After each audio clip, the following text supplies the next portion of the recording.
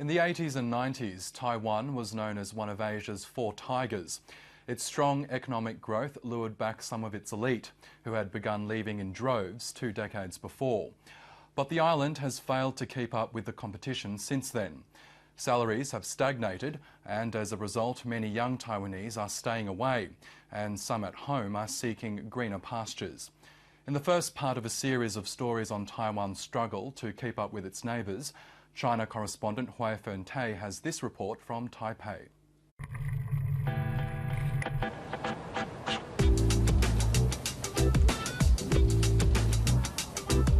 Henry Zhang is riding a very particular urban bike, a bicycle that he and his friend Cesare Sun invented.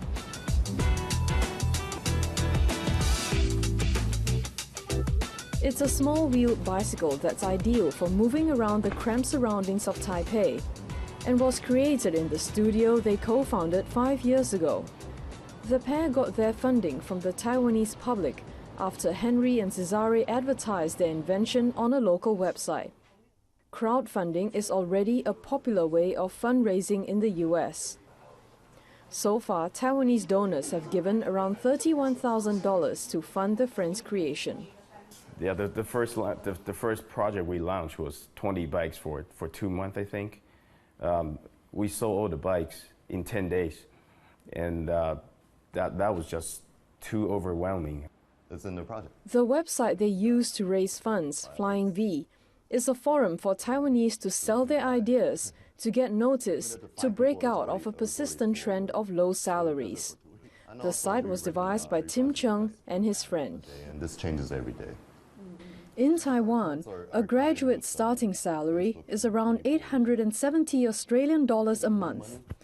5 years later, their monthly salary may increase to $1,500. But progress from then on is slow and has been across all parts of the wage distribution since 2001. The global firms in Taiwan are losing the point of investing in Taiwan. Really, before it was kind of like the bridge to China, or even before that it was, Taiwanese people manufactured good stuff for less, and we're losing all that. Political infighting and failure to keep up with the pace of rapid change in this globalized world has seen Taiwan, once known as one of the four tigers of Asia, fiscally fade. Meanwhile, the other tiger economies, Hong Kong, South Korea and Singapore, have powered on. Economist Liu Yaozhi says Taiwan's economy is at a critical point. Other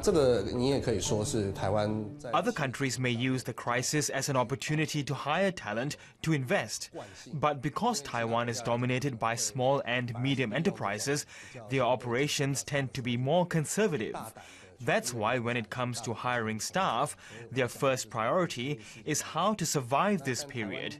We hope this transitional period will be a short one. The glut of fresh graduates is one reason why salaries have remained suppressed for a very long time. Now that has two implications. It's causing some Taiwanese to remain overseas, and it's also one reason why others are considering leaving for better opportunities in mainland China, Hong Kong, or other cities in the region. Some of them have already moved out of Taiwan. Some, I think they are also looking for opportunities as well. But if they got married, they'll be settled down in Taiwan. 除非看是在哪边吧，对啊，如果在香港什么的，我就觉得应该不会想回来。如果在香港的话，对啊。为什么呢？因为那边感觉比较不错，而且赚的钱又比台湾还要多，对啊。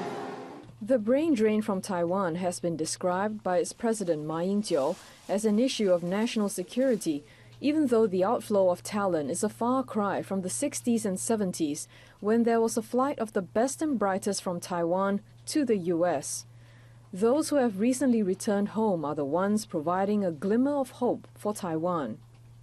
Tatsuo Eguchi has been running Sony's computer entertainment operations in Taipei and Shanghai over the past 8 years. 私 I worked in Shanghai for 3 years, and I have done a comparison between my experience in Shanghai and Taipei. We place a lot of emphasis on creativity because we're in the business of developing gaming software and hardware. There are more Taiwanese who study overseas, and the important thing is that they come back with expertise, and this is unique to Taiwan.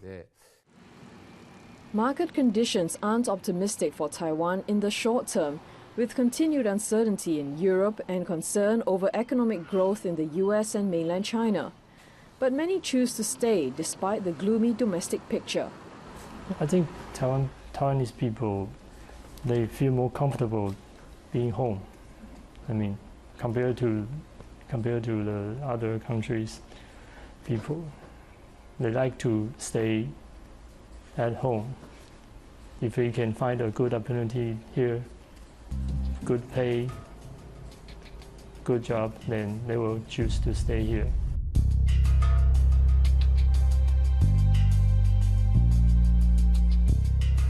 There's an urgency for Taiwan to jumpstart salary growth. The brain drain is a sign that something needs to change. Taiwanese, fiercely proud of the place they call home, remain hopeful of a breakthrough, a better tomorrow, as the island struggles to regain the confidence of its economic heyday.